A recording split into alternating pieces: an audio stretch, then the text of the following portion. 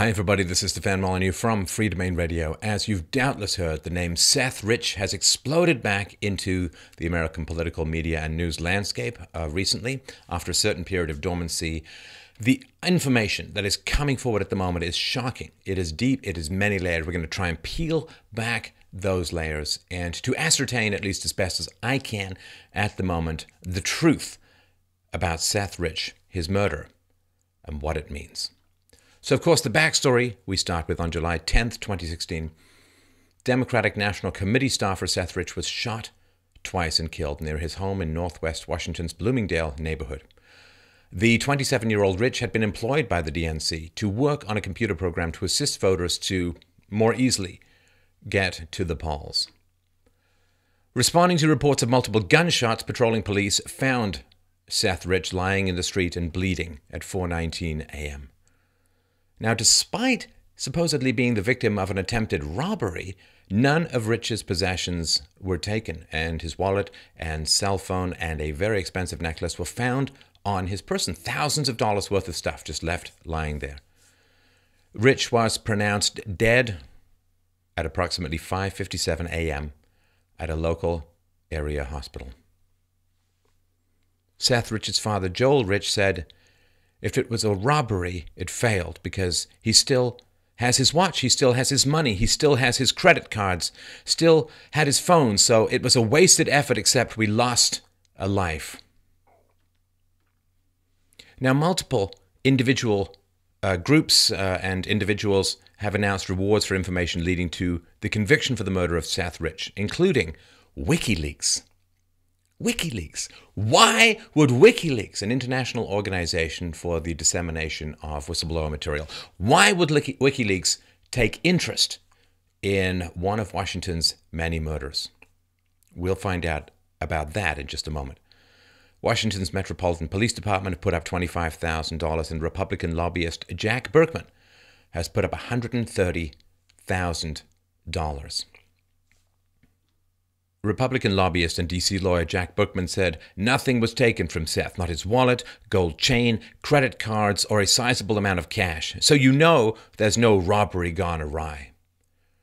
And Mary Rich said there had been a struggle. His hands were bruised, his knees are bruised, his face is bruised, and yet he had 2 shots to his back, and yet they never took anything.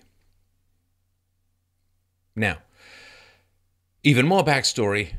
For the past, several months, Democrats have been saying basically the same thing. They've been putting forward unsubstantiated assertions that the Trump campaign was somehow coordinating with Russian intelligence officials to undermine and hack the 2016 presidential election and thereby stealing the White House from Hillary Clinton. Now, part of why it is perceived by the Democrats that Hillary lost the election was because of the release of tens of thousands of emails and attachments from the DNC, which is supposedly, of course, coordinated to some degree in this fevered imagination scenario by Trump and Russian intelligence and so on. That's one of the ideas that is being put forward. Russia stole the election. Russia hacked the election. That is the argument put forward. So this is a very key component of this, which is why you're not hearing a whole lot about the information I'm about to share with you from the largely leftist media. Metropolitan Police Department spokesperson Alice Kim on August 9th, 2016, so this is less than a month after the murder, she said, "At this time, there is no indication that Seth Rich's death is connected to his employment at the DNC. However, we welcome information that could potentially lead to the identification of the individual, bracket S, responsible for his death, and are pleased when any outside contributors help us generate new leads."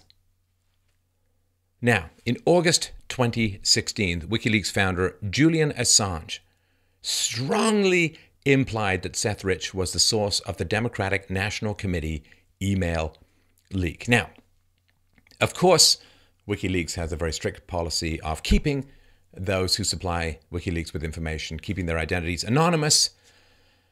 So he's not going to outright go and say it, but why is he so interested in Seth Rich? I assume that Julian Assange knows the identity of the person, if it was a person who leaked this information from the DNC, these emails, he would know that person's information. So, in an interview, Julian Assange said, "Whistleblowers go to significant efforts to get us material and often very significant risks. As a 27-year-old, works for the DNC, was shot in the back, murdered just a few weeks ago for unknown reasons as he was walking down the street in Washington." Now, come on, people. This is not a massive intelligence test. This is not even reading between the lines. Whistleblowers face grave risks for giving us this information. 27-year-old Seth Rich was shot. This is not that complicated. The reporter said, "That was just a robbery, I believe, wasn't it?" Assange said, "No." And then he said, "There's no finding." So the reporter said, "What are you suggesting?" Assange said, "I'm suggesting that our sources take risks and they become concerned to see things occurring like that." How many thousands of murders a year in the United States? Julian Assange talks about the risks whistleblowers take and zeroes in on this one murder of a guy who knew IT. He was working on a computer program. He knew IT. He knew computers. This is a whistleblower. Whistleblowers take risks. This guy got shot. Come on. This is not complicated. The reporter said, "Was he one of your sources then?" Knowing, of course, that Assange can't answer. Although he does, and my take, you can watch the video, we'll link to it below. I believe that when the reporter says, "Was he one of your sources then?" Assange subtly nods. And then Julian said, "We don't comment on who our sources are." The reporter said, "But why make the suggestion about a young guy being shot in the streets of Washington?" Julian Assange said, "Because we have to understand how high the stakes are in the United States. Our sources take serious risks. That is why they come to us, so we can protect their anonymity." The reporter said, "It's quite something to suggest a murder. That's basically what you're doing." Julian Assange said, "Well, others have suggested that. We are investigating to understand what happened in that situation with Seth Rich. I think it is a concerning situation. There is not a conclusion yet. We wouldn't be willing to say a conclusion, but we are concerned about it. More importantly, a variety of WikiLeaks sources are concerned when that kind of thing happens." You can't make it any more plain. I'm just in my particular opinion. Now, this is interesting as well, because this robbery gone wrong stuff, I mean, it's kind of like an IQ test, right? Because less intelligent people are going to say, "Well, I guess it was just a robbery gone wrong, and anything else is a conspiracy theory." Whereas smart people are going to say, "What, shot in the back, robbery gone wrong, nothing was stolen, he was right there. Come on." Come on. And of course, only the smart people are going to be thinking of getting information to pass along to WikiLeaks, so it doesn't alarm the masses, but it's a clear shot across the bows, in my opinion, for smart people who might be thinking of leaking. Now, BuzzFeed has reported that Fox News commenter Ed Butowski put the Rich family in contact with Rod Wheeler. He's the private investigator whose recent commentary has reignited interest in this whole Seth Rich story and situation. Ed Butowski said, "They said they didn't feel they were getting any answers." I assume that means from the cops. "The investigation wasn't going anywhere. I said, 'Why don't you hire a private detective?' They said they didn't have any money. They negotiated something in their contract that said any money Rod," this is the private investigator, "is going to bill, Butowski is going to pay. But Rod Wheeler has never billed me a penny. Nobody has ever paid anybody anything." Now, we're going to get to Brad Bauman. He's a representative for the Rich family in just a little while. But Fox News says, although Bauman said Wheeler was paid by a third party, the family is named as clients of Wheeler's capital investigations on a contract signed by Rich's father, Joel Rich. So private investigator Rod Wheeler, on May 15th, 2017, said, "The police department nor the FBI have been forthcoming. They haven't been cooperating at all. I believe that the answer to solving his death lies on that computer, which I believe is either at the police department or either at the FBI. I have been told both." Private investigator Rod Wheeler, May 15th, 2017, said, "I have a source inside the police department that has looked at me straight in the eye and said, 'Rod, we were told to stand down on this case and I can't share any information with you.'" Now, that is highly unusual for a murder investigation, especially from a police department. Again, I don't think it comes from the chief's office, but I do believe there is a correlation between the mayor's office and the DNC, and that is the information that will come out. When Wheeler was asked if his sources have told him there is information linking Rich to WikiLeaks, he said, "Absolutely, yeah, that's confirmed." Chief spokesman for DC Police Dustin Sternbeck said, "There is nothing that we can find that any of this is accurate." DNC statement said, "We know of no evidence that supports these allegations. We are continuing to cooperate with investigators and have no further comment." Now, it has been 10 months plus. So what has happened? Who is assigned? How many hours have they worked? What progress have they made? What requests have they put out into the public? What information have they dangled to try and elicit responses? What has been going on? Now, the Rich family spokesman, Brad Bauman, May 16, 2017, said this: as we've seen through the past year of unsubstantiated claims, we see no facts. We have seen no evidence. We have been approached with no emails, and only learned about this when contacted by the press. Even if tomorrow an email was found, it is not a high enough bar of evidence to prove any interactions, as emails can be altered, and we've seen that those interested in pushing conspiracies will stop at nothing to do so. Sorry, just thinking of the DNC myself, but let's continue. We are a family who is committed to facts, not fake evidence that surfaces every few months to fill the void and distract law enforcement and the general public from finding Seth's murderers. Now, I'm not a lawyer, but it seems to me when you're trying to figure out a crime, you have motive, means, and opportunity. Now, clearly, the people who shot him, the persons or people who shot Seth Rich, they had the means, they had the opportunity. What was their motive? Well, the story of robbery is somewhat undermined by the fact that they didn't steal anything. So another motive could be payback for releasing information from the DNC to WikiLeaks. So if there is communication, or was communication, between Seth Rich and WikiLeaks, that speaks to motive. Doesn't prove anything, speaks to motive. That seems kind of important. Brad Bauman, the Rich family spokesman, went on to say, "The services of the private investigator who spoke to press was offered to the Rich family and paid for by a third party, and contractually was barred from speaking to press or anyone outside of law enforcement or the family unless explicitly authorized by the family." So that's interesting. The PI, the gumshoe, not allowed to speak to anyone outside the family or outside of law enforcement or family without express permission of the family. So that's a non-disclosure agreement, right? It's an NDA. I guess they'll be suing him tomorrow for breaking this agreement to keep things private. If they don't, Brad Bauman goes on to say, "This is devastating to the family. They have confidence in the police investigation and believe that every single one of these fake news stories actually harms the ability of the police department to get to the bottom of what actually happened.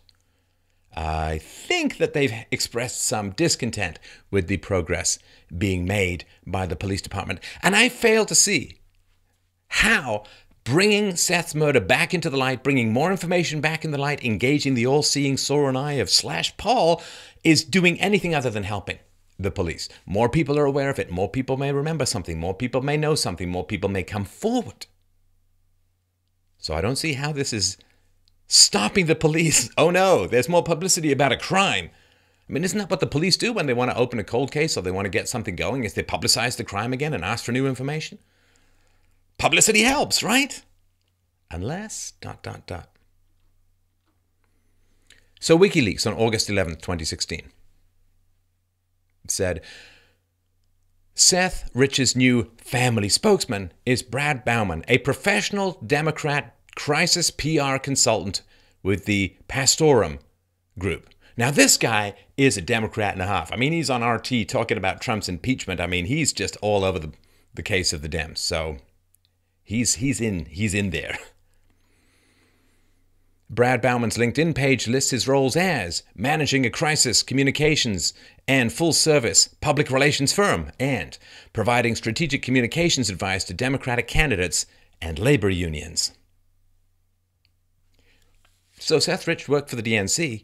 Why is a professional Democrat crisis PR consultant representing the family?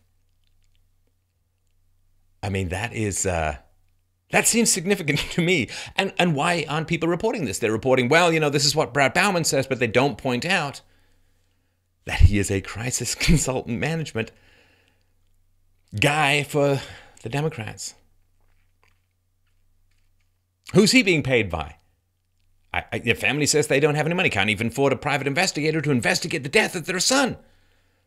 Who's paying? This guy is not a cheap guy. Who's paying him?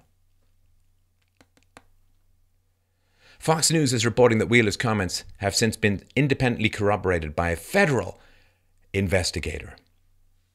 Fox News said, an FBI forensic report of Rich's computer, generated within 96 hours after Rich's murder, showed he made contact with WikiLeaks through Gavin McFadden, a now-deceased American investigative reporter, documentary filmmaker, and director of WikiLeaks, who was living in London at the time, the federal source told Fox News. McFadden died of lung cancer October 22nd, 2017 at 76 years of age.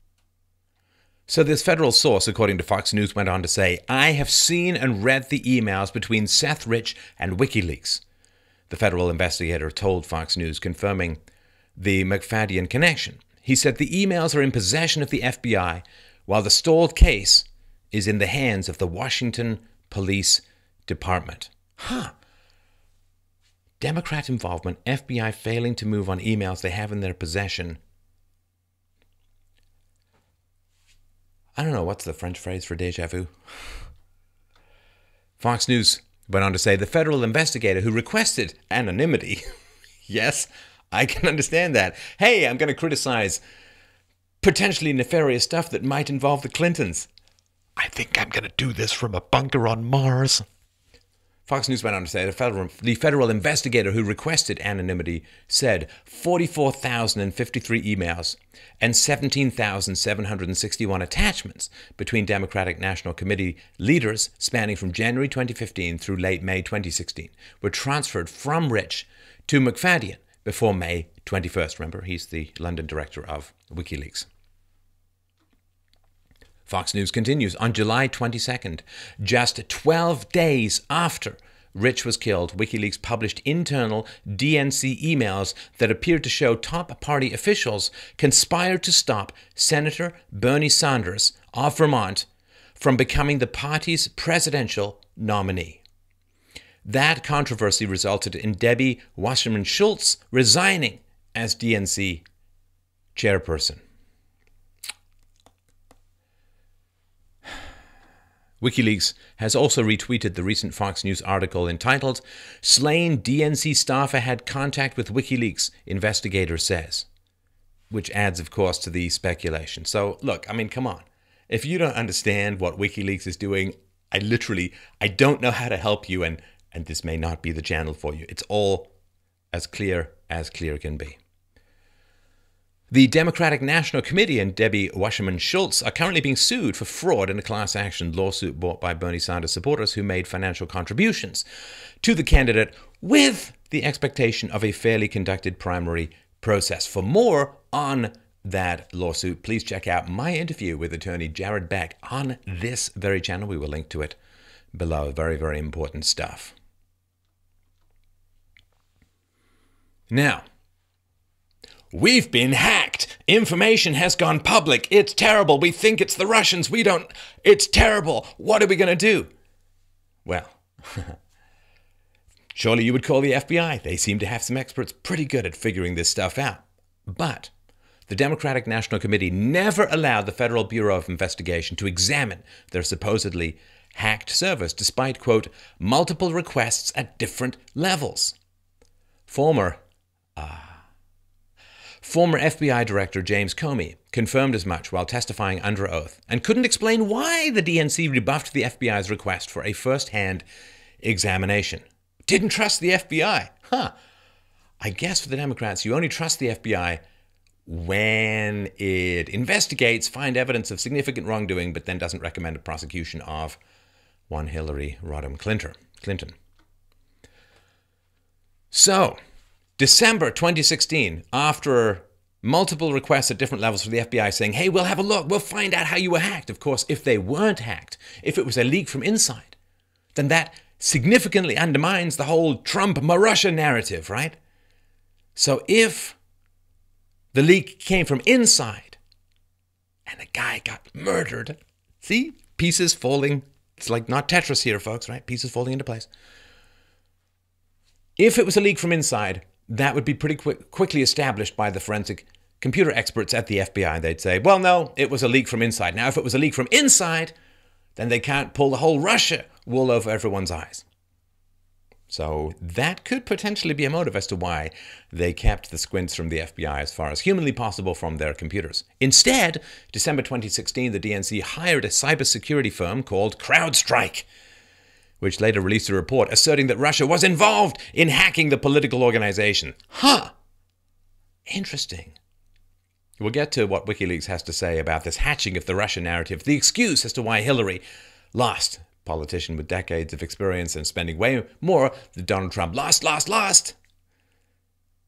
Well, we'll get into what WikiLeaks has to say about that in a second. But isn't it interesting how the company hired by the DNC, when the DNC has every interest to push this Russia narrative, the company that's paid by the DNC ends up supporting this Russia narrative. Oh, but not for long. Stay with me, folks. March 24th, 2017. Voice of America News published an article by Alexei Kuzmenko and Pete Kobus titled, quote, Cyber Firm Rewrites Part of Disputed Russian Hacking Report. And it goes a little something like this. U.S. cybersecurity firm CrowdStrike has revised and retracted statements it used to buttress claims of Russian hacking during last year's American presidential election campaign.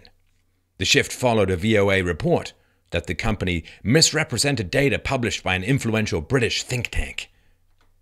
In December, CrowdStrike said it found evidence that Russians hacked into a Ukrainian artillery app, contributing to heavy losses of howitzers in Ukraine's war with pro-Russian separatists. VOA reported Tuesday that the International Institute for Strategic Studies, IISS, which publishes an annual reference estimating the strength of world armed forces, disavowed the CrowdStrike report and said it had never been contacted by the company. Ukraine's Ministry of Defense also has stated that the combat losses and hacking never happened. The article, Cyber Firm Rewrites Part of Disputed Russian Hacking Report, continued to say, CrowdStrike was first to link hacks of Democratic Party computers to Russian actors last year, but some cybersecurity experts have questioned its evidence. The company has come under fire from some Republicans who say charges of Kremlin meddling in the election are overblown. CrowdStrike's claims are the basis used to demonstrate allegations of Russia hacking the DNC. Now, of course, as I mentioned, CrowdStrike, hired by the DNC, ends up furthering a DNC narrative. And remember, the more you can talk about Russia hacking and intrusion, internal leaks, cybersecurity companies won't do much to help you with internal leaks. No thumb drives, right? But if it's nefarious actors coming in from overseas trying to worm their way through your firewalls and stuff, well, cybersecurity companies do very well from that kind of narrative, and that's something that's not often referenced. The stocks and income of these companies is going through the roof as this, international nefarious ring of state-sponsored hackers are constantly trying to get at your browser history.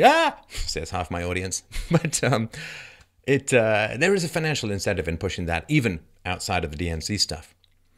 Now, the recent WikiLeaks Vault 7 release also demonstrates how CIA hacking tactics and code, which have long since been leaked outside the intelligence community, can misdirect forensic investigators as to the origin of viruses, trojans, and hacking attacks.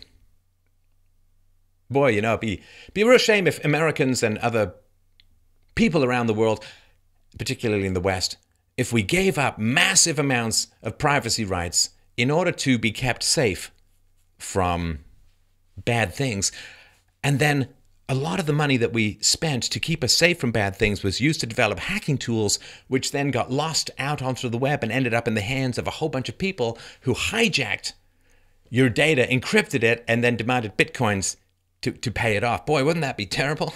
I mean, imagine if it actually hit hospitals and people couldn't get their operations. Good job, security agencies. Way to build the wall. WikiLeaks said, Marble, this is a protocol, Marble is used to hamper forensic investigators and antivirus companies from attributing viruses, trojans, and hacking attacks to the CIA. The source code shows that Marble has test examples not just in English, but also in Chinese, Russian, Korean, Arabic, and Farsi. This would permit a forensic attribution double game, for example, by pretending that the spoken language of the malware creator was not American English, but Chinese, but then showing attempts to conceal the use of Chinese, drawing forensic investigators even more strongly to the wrong conclusion.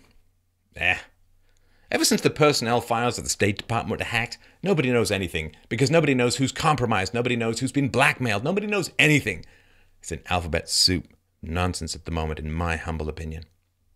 Shut it down. Stop invading people. Stop inviting everyone. Just a thought. So,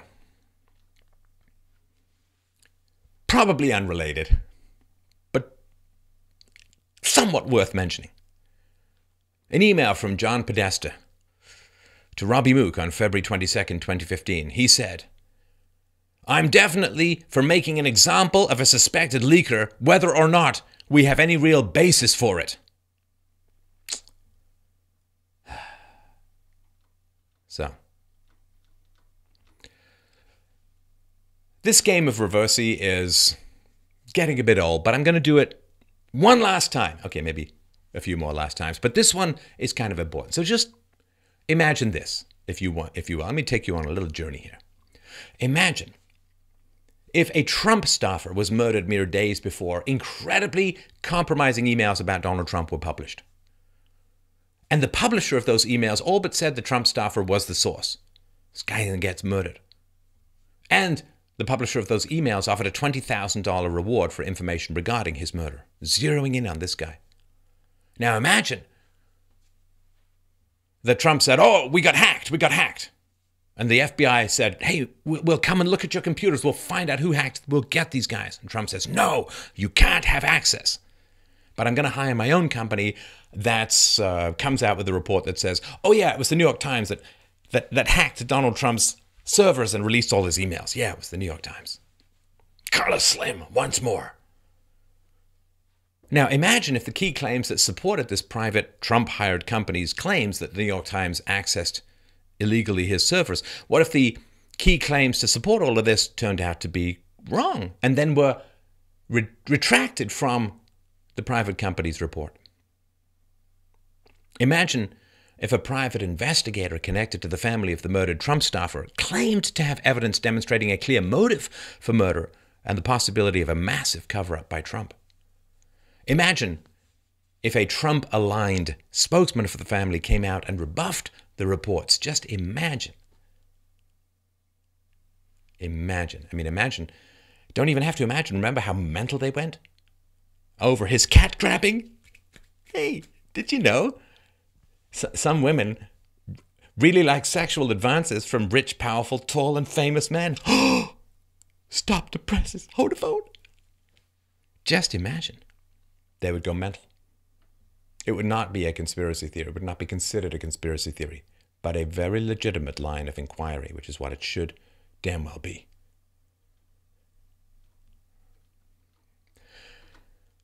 So, what do we have? Julian Assange is all but admitting that Seth Rich was the source of the DNC emails.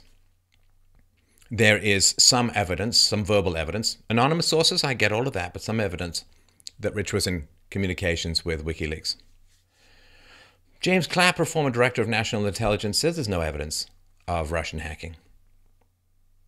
And recently, WikiLeaks tweeted out that all of this spin about Russia hacked the election, Russia hacked democracy, Russia hacked my cat, this was an idea that was hashed within 24 hours of Hillary Clinton's really shocking, for the left, they thought they had it in the bag. Remember, 95, 98% chance of victory. All of the D-plus polls turned to be way off the mark.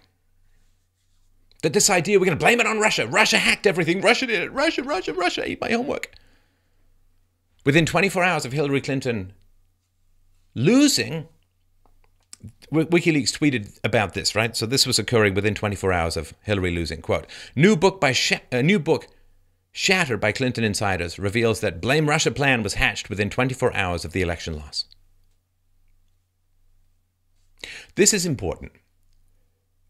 If the murder of Seth Rich had anything to do with these leaked emails, maybe it did, maybe it didn't, but there's some evidence that bears further examination. If it did, the man took an unbelievable risk. An unbelievable risk. There is a lot of violence on the left. We can see this, right, with the loss of this election, with rioting in the streets, with bricks getting thrown at people, with cops getting set on fire in France and so on. I mean, there's a lot of violence in the left. It's a very hair-trigger and aggressive ideology.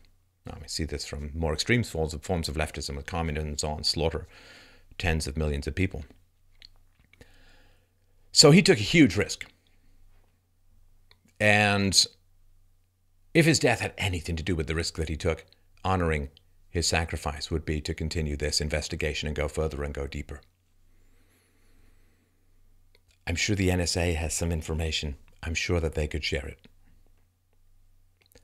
This idea that it's a robbery gone wrong, I mean, imagine some guy comes up, shoots a woman twice in the back, runs off. Do we say that that's a rape gone wrong? We don't know. Certainly was no rape, certainly was no robbery, according to what the police say. And we're going to need some answers for this stuff. The reason why this comes up, the reason why this is so important, not only would it potentially reveal the highest organized crime levels of corruption within the Democrats, but there's this growing sense. Don't you feel it? I mean, it's been growing for me, it's been growing for decades. Ever since, Bill Clinton used his assistant as his intern, as a combination of geisha girl and post-fap Kleenex decades ago, and got a free pass from the feminists because he was defending abortion, protecting abortion. You can get blowjobs from your interns. Just please let us continue killing the future of Western civilization in the womb. That would be excellent. Good deal. Well done, ladies. Fantastic stuff. You know, the same way that you got really upset. Remember, the feminists got really upset when Marine Le Pen, an experienced politician, lost to Emmanuel Macron, who was a newbie. Lost to the patriarchy. Remember how mad that you got to vote for Marine Le Pen because she's going to be the first female head of the French government. They didn't care. Because she wasn't as hard on the left. It wasn't a globalist. It's all just about the leftism. But there's this growing sense, this growing feeling, this growing suspicion. It's more than a suspicion now, that the powerful, politically connected people, they're all above the law. You got a political class way above the law. The kings, the queens, the aristocrats are not bound by the same rules that you and I are. I just think of the IRS targeting conservative groups, Hillary Clinton's server. I mean, you just name it. Go on and on. Mishandling of classified information, getting a free pass, no consequences. Everybody's well-oiled and slips through, and the law has become a satanic kind of net, a weird kind of net, an inverse kind of Mobius strip net. Where the little fish are caught, but the big fish magically swim free. If there are big fish in this pond, the republic comes down to this. If the idea or the argument or the reality has become that if you wish to disobey the law, if you wish to be above the law, you must seek political office, only those with the worst motives are going to end up with the most power over us. And for any rational, decent, moral human being, that is an unbearable situation.